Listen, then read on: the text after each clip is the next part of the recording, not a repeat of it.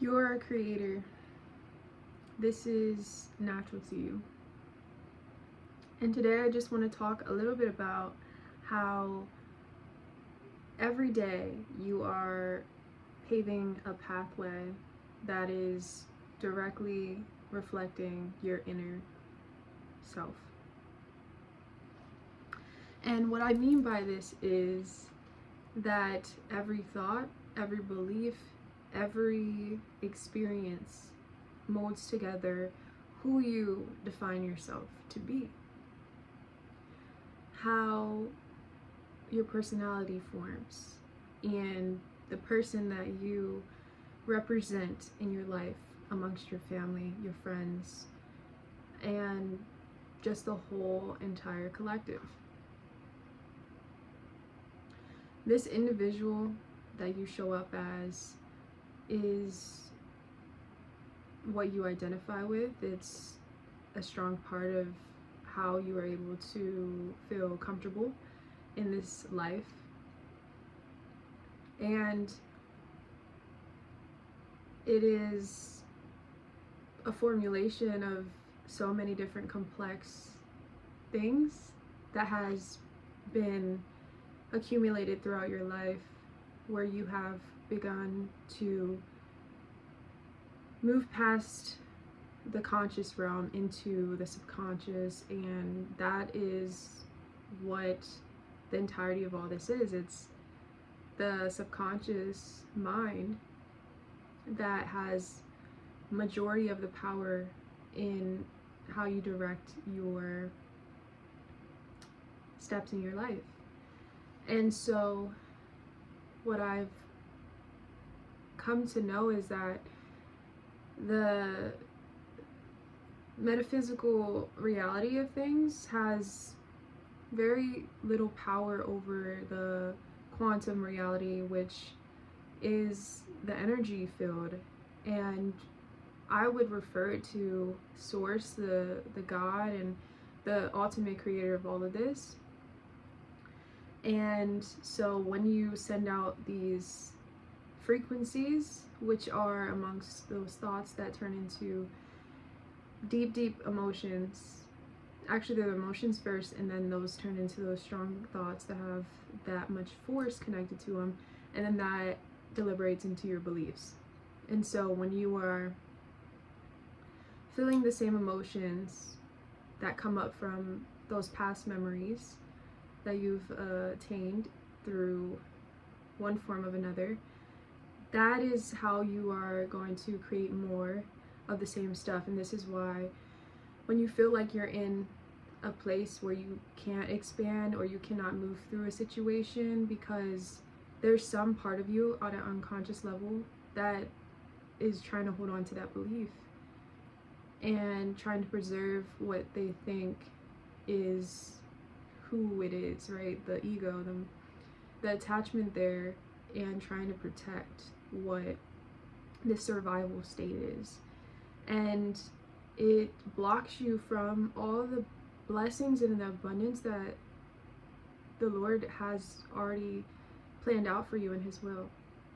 And it is in your own right to have this free will, as you will move from consciousness or just unconscious programmings that are running the show of your vehicle. So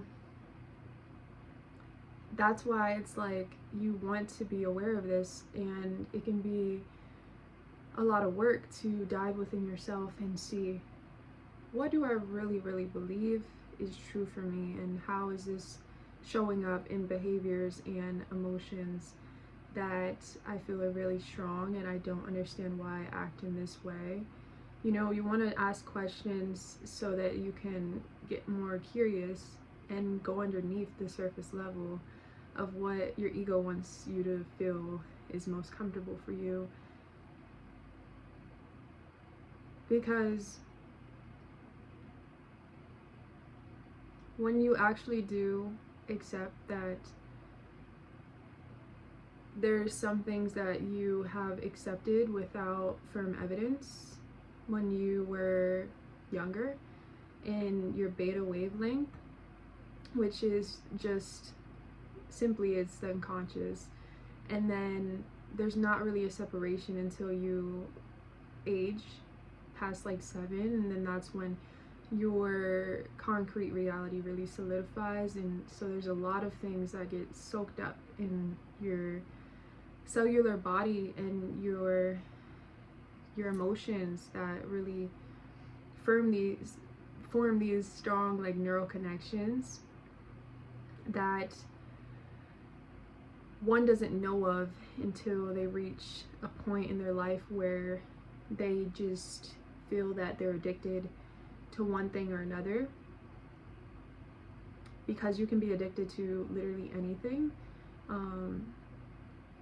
And what I want to focus on is emotions, because yeah, you can be addicted to emotions that you derive some sort of identification with.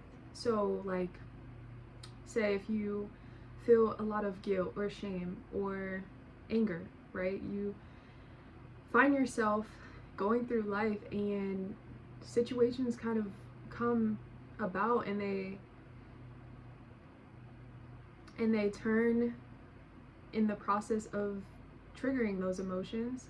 So you'll attract more of the same things that make you feel guilt, shame, anger, depression, because your body at a level wants to find habituation in what it is addicted to. So like, it's addicted to those emotions because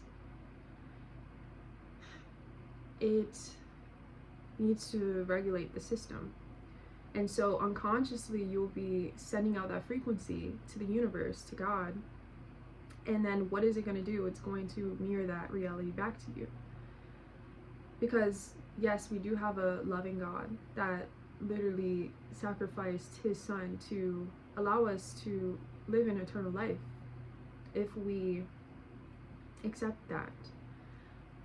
But this same God is going to love you so much that even if you're unhappy, but you're still acting in the same ways that produce the same outcomes, and you accept that this is just the way it is, that you're living from this victim place, the mentality, the state of mind that you operate from, if you are comfortable in that sense, then you're basically sending that frequency to the source on a quantum level, that's okay. And then you're basically happy with that, I guess. At some level your body is feeling familiar to that. So if that's what you think is life for you, then what can the source do to intervene? Because you're not allowing there to be space for it to really walk with you in your life, and you have to actually seek out that connection. God's always here, okay? Always here waiting for you. All around us, you see it mirrored back to you through people, through nature, through every single little thing. And the more that you draw closer, you'll see it more deeply. That's just the only way I can describe it. When you find yourself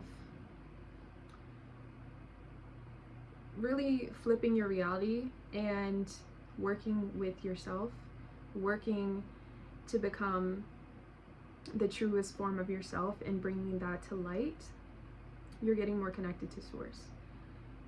Then source will work in your alignment because you're surrendering to the ultimate will for you in your life, which will come in an extraordinary, unexpected way that is supposed to be that way. And we're not supposed to be focused on the outcome. No, we're focusing on what is within. How are we feeling throughout our day? what are these emotions connected to, right? And are we familiar with these emotions? Are they on autopilot? And trying to consciously switch our thoughts so that they more so align with the creation that we want to produce. And so that's actually what changes, is just what's within. And then you'll find your whole perception of things switch, and you see situations you used to dread in a way of a growth opportunity.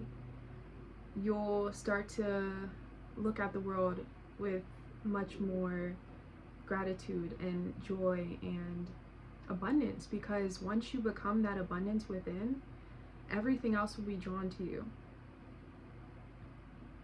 Everything, because it's already you. If you separate and you detach from anything, which is a little bit more complex to do, and you have to really take time in solitude to be without the concept of time and come within your presence, you will feel that you are so much more than you could ever conceptualize, and you become more connected to this stillness amongst everything, and you're not focusing on things that worry you or distract you, take you away from what's already here. Then you can see the power that you hold. Every one of us has it, and it's because we are from the source. And when you get more consistent in that space, you are able to formulate this feeling that will attach to different like experiences, I guess, that you would desire to have. And if you focus on that, not so much as like deriving so much attention onto the future, but manifestation and getting aligned with the source is really just sending out what you would like to receive. Not in a sense of like, oh, like, you need to give me this, God, like, if you don't, then I'm not going to continue to seek you. That's transactional. We don't want that. It's just like, like, I would really want this to appear in my reality, so I'm going to focus on it, and I'm going to build this relationship and tell you, okay, like, this is what I struggle with. Admit it, right? Admit these emotions that come up a lot. When you come to a place of solitude within, then your body will literally speak to you. You just have to have a keen ear to take in what you're receiving, and then do something with it, right? Because all of this is just talk. If you don't really put in the works, then what is it? Nothing's going to change without action. And so this is why when you receive like all of this information, like I've received this, and it was from the grace of the Lord. When you are open, when your heart is able to find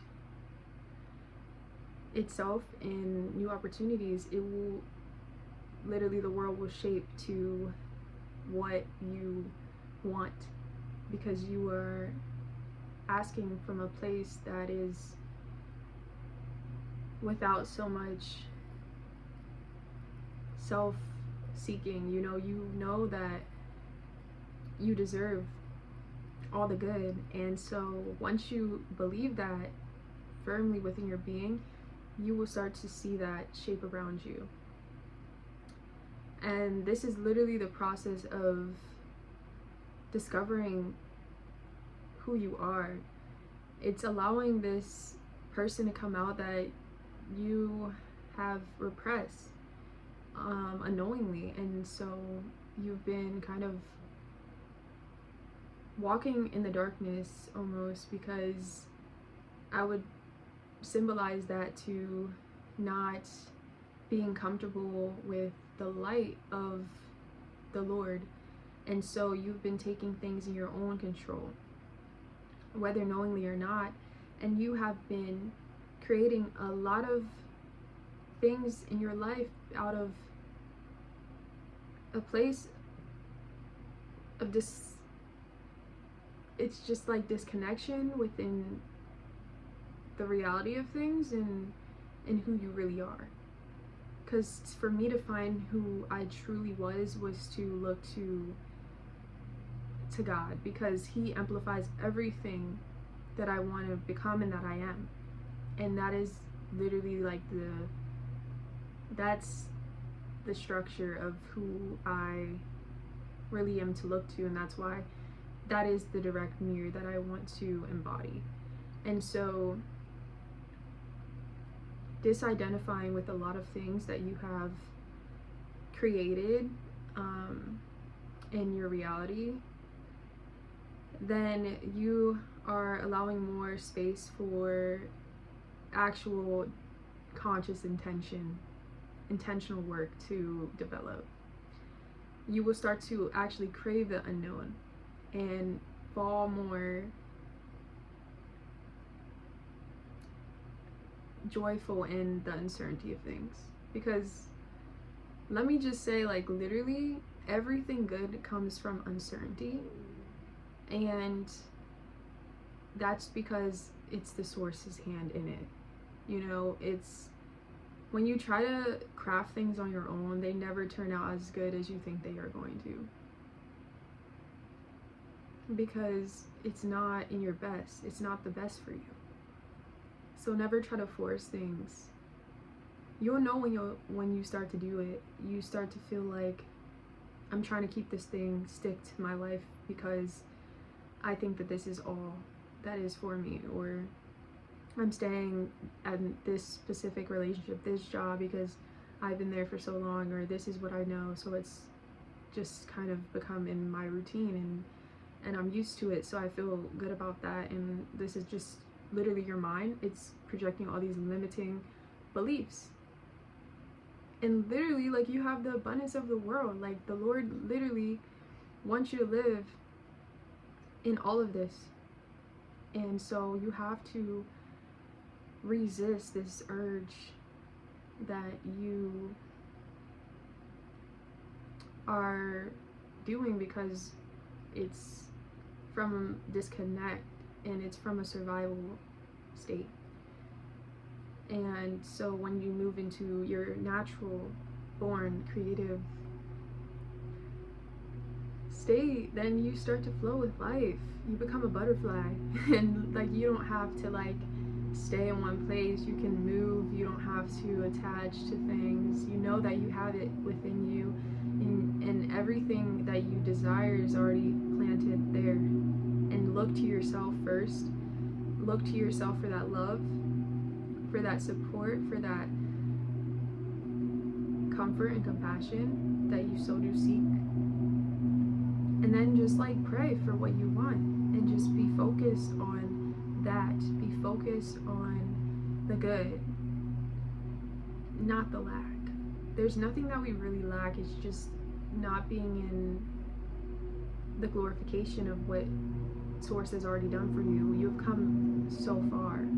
So look at where you are, and never, well, I can't say that, but like a lot of the times when you are in that survival state, you are living from the past, because those are those past memories that are casting you to move in that behavior. And so like, this is what you're familiar with. Like, the emotions are coming from the past is what I'm saying. So like, it's the things that you do where you don't really put much thought into it, like driving a car.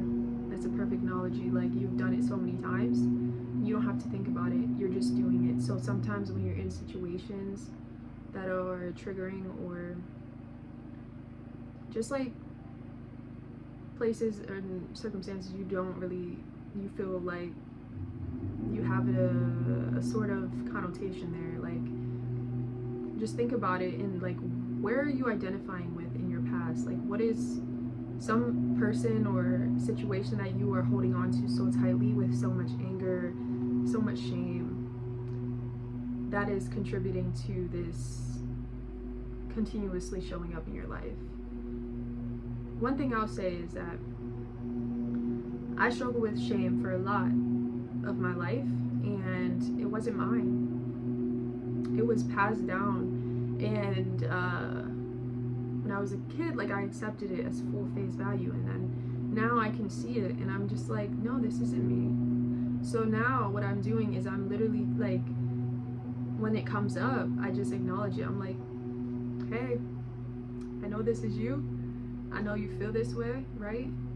But this is just from the past. This is not what real reality is looking like. So I just meet myself where I am. And then I, start to tell myself, actually, like, okay, reminding myself who I am in the truth of Christ. And dismantling all of these false perceptions. And then replacing it with just this reaffirm of validation that I needed. And then I start to become who I truly am. And I'm not operating from a sense of trying to protect myself or trying to protect this false person that I've held on to in the shame sense. Because then I'll just produce more of that. And who wants that? Not me. And I don't think you do. And so my life drastically changed from that point, and it continues to, because what you focus on grows. So don't focus on things that you couldn't control from your past. Don't focus on people that you just never really felt like you received that love from. Don't focus on those people that you just feel like you just have this sort of disalignment with. For some reason you find yourself in certain places and you find yourself amongst different people, and that's okay. We're all different. But in the wholeness of this, we are all